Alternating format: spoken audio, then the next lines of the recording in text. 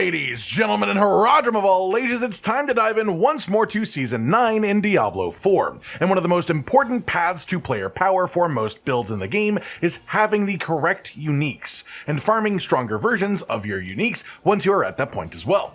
Uniques can come from pretty much any drop source at random in the game, but the main activity that you are looking to farm for them are the lair bosses. This lair boss system was completely revamped last season, and as many players don't come back for every single season, we will go over how the whole thing functions. We'll talk about what the loot pool is for each boss so that you know where to go for the uniques you're chasing after, including the new uniques in Season 9. We will talk about the new sort of pseudo bonus lair boss in Astaroth from the Escalating Nightmares, and we'll go over the best ways to farm the lair keys as well, which is the name for the materials that you use to open the chests within a boss room and get the rewards from it. As of last season, the unique target farm bosses are now known as lair bosses. These lair bosses are split between 3 tiers, as you can see on this table that was created by Blizzard themselves. The top tier, or initiate lair bosses, includes Varshan, Grigoire, Beast in Ice, Lord Zir, and Urivar. The greater lair bosses are Duriel, Andariel, and the Harbinger of Hatred. And the exalted lair boss, we only have one currently, is Belial, the Lord of Lies. The lower that a boss is on this chart, the higher the chances of them dropping Mythic Uniques, and generally speaking they are also a bit more challenging per tier as well, with the bosses on the greater lair boss tier all having some form of invincibility phase that prevents you from one-shotting them even if you completely overgear the fight. While uniques can come from pretty much anywhere in the game, the majority of uniques that you are likely to see will be from lair boss kills, and especially the most meaningful uniques as well, as each of the lair bosses has their own specific pool of unique items that they are more likely to drop. More specifically, after the changes made for Season 8, every lair boss will drop exactly 1 item guaranteed from their specific pool of uniques. When playing in a party, you also get a 33% chance at an extra unique per person. This can proc per person as well, which can give you 3 extra items. When it drops, these will come from the boss specific pool as well. Then past that, you will also get more generic uniques for each torment level, meaning on torment 1, you get a couple of bonus generic non-pool specific uniques. On torment 4, you get 4 more, for a total of 5 uniques on Torment 4, plus any of the bonuses that you roll from being in a party.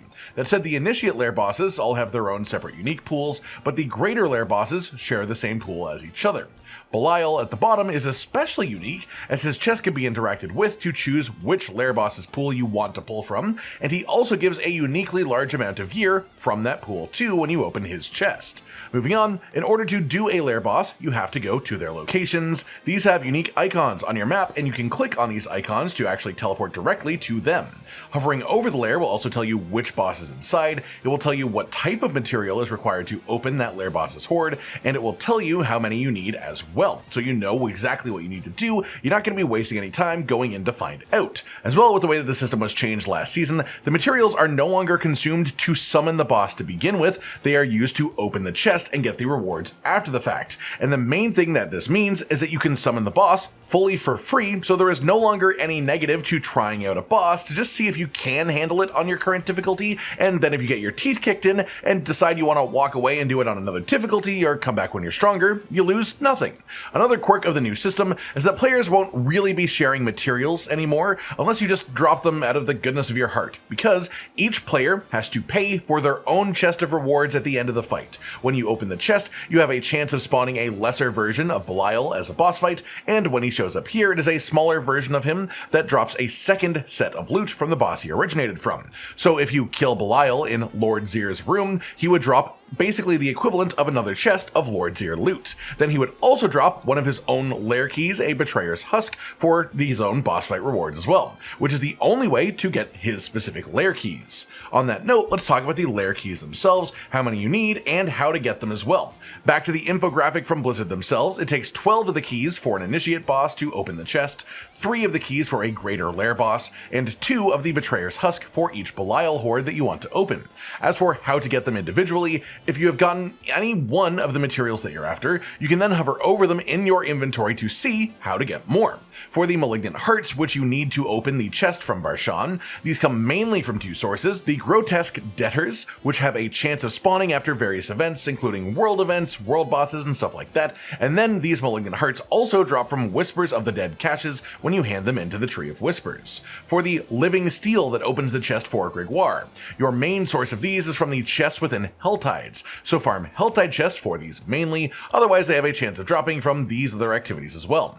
For the Exquisite Blood, which is the lair key for Lord Zir, your main drop sources are from Legion events, which give a fair chunk of them, world bosses drop them pretty regularly as well, and then also the Blood Maiden specifically within Helltides drop these materials as well.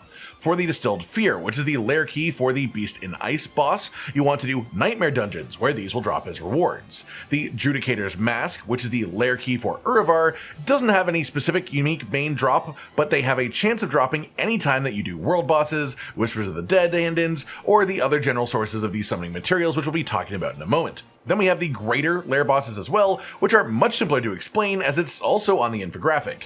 Any of the initiate lair bosses then will drop a lair key from their chest for a greater lair boss. They can also drop a Stygian Stone, which you can then exchange at the Alchemist for any of the other 3 greater lair keys of your choice. These are going to be then the Shard of Agony, which is Duriel's chest lair key, and this is dropped normally by Varshan's lair chest or Grigoire's lair chest. The Pincushioned Doll is the lair key for Andariel, and these drop after opening the chest for the Beast in Ice boss or for Lord Zir. Then the final one is the Abhorrent Hearts, which are the lair key for the Harbinger of Hatred, and these drop from the chest that you get after defeating Urivar. I also did mention these earlier, but to reiterate quickly in this section, the Betrayer's Husks, which are Belial's lair key, are dropped from the Belial boss ambush, which can spawn after opening the chest of any of the other lair bosses that isn't Belial, of course. All of that said, there are 2 big ways that you can force drops of various random lair keys as well. First is bartering at the Mercenaries' Den, as there is a boss summon cache that can happen there, which drops a load of different lair boss keys, and the other way is using the Tribute of Titans item for the Undercity activity. This makes the Undercity drop a load of boss summoning materials at the end of the run, the actual lair keys. Generally speaking, these tributes drop when from defeating lair bosses themselves in the first place, so it is a reasonably effective loop to do lair bosses, get a Tribute of Titans from them, use that Tribute of Titans to go get more lair keys, and then you might be able to get another Tribute of Titans when doing those follow-up boss kills with the materials you got from the previous one. This is even more likely to loop effectively though if you do it in a group rather than solo, as all 4 players can run a Tribute of Titans together.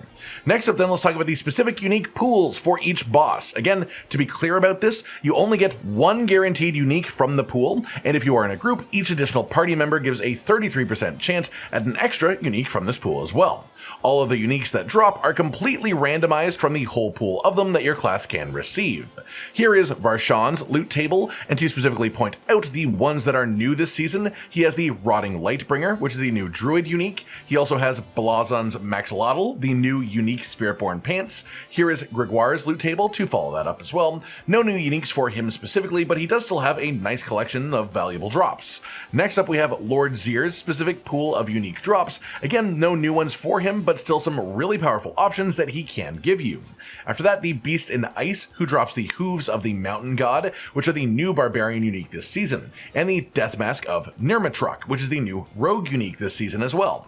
Then we also have Urivar's loot table, and he has a mixed loot table from the other Initiate tier bosses, which includes the new Balazon's Maxolotl for Spiritborn, Death Mask of Nirmatruk for Rogue, and the Hooves of the Mountain God for Barbarian, as well as the Rotting Lightbringer for Druids, so quite a few of the new uniques. Then for the greater lair bosses, they all share the same pool of specific uniques with each other, so Duriel, Andariel, and the Harbinger of Hatred all have this exact same grouping of uniques that they can give you, which includes the new Ophidian Iris unique for Sorcerer, and the new Hand of Naz unique for Necromancers. Then finally there is Belial, and his chest simply lets you access the loot pool of any of the other lair bosses at your choice, but with more drops than you would get for defeating the original boss. So realistically, if you have Belial materials to spend, and if you are strong enough to kill Belial, the ideal way to farm any of these loot table drop uniques is to do Belial specifically, and then tell the chest to target the boss that drops the unique that you are after.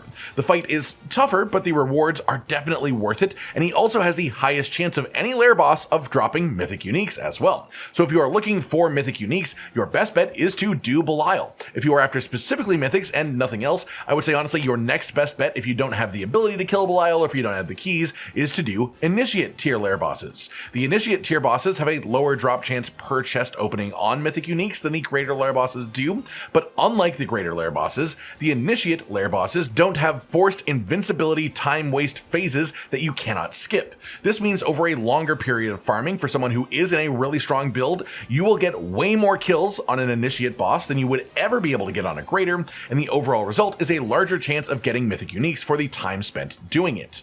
Past that then, we should also talk about Astaroth, who is the newest big bad boss this season. In Season 9, Astaroth is not part of the lair boss system specifically, nor does he seem to have a specific pool of droppable uniques like the lair bosses do, but the devs have hinted that he may work his way into the system as part of his escalating nightmare position in future seasons, having his own unique drop table and stuff like that. So for now, it's worth mentioning for the sake of saying that he is at the end of every escalating nightmare dungeon that you do on Torment 1 or higher, and when you kill him there, he drops a pretty nice pile of loot, which most often includes a bunch of uniques as well. Obviously, that doesn't mean it's worth doing escalating nightmares purely for the Astaroth rewards, but if you are doing escalations anyways, which you likely will be doing a fair bit this season, Astaroth is quite valuable at the end of it. Finally then, just for the sake of mentioning it, Infernal Hordes also has its own pool of specifically likely to drop uniques from the boss loot and the greater equipment chest at the end. Here is the actual table itself, so you know that if you're after any of these specific uniques, Infernal Hordes is an activity that you want to do in order to get it. That just about does it for today then everyone. Everything you need to know about the lair boss system and any adjustments worth being aware of for Season 9, as well as how to target farm any uniques that you can properly do that with, in order to help you get your gear sorted and help you know the most effective ways to farm out that perfect ancestral unique for your set as well. I hope you've all enjoyed this, and hopefully it helps you out in-game. Like if you liked the video, subscribe to the notification bell for more, and most importantly, ladies and gentlemen, until next time, stay sweet. Josh, Cotton, and Hollow with the videos, dropping the humor like a hammer on your tippy toes, bringing entertainment on a daily arrangement to take our insanity and turn it into entertainment. Yes, I said entertainment twice, to reiterate that it is nice to look into your faces on a mostly daily basis when you let us in your homes to make the whole world a stage. Goodbye.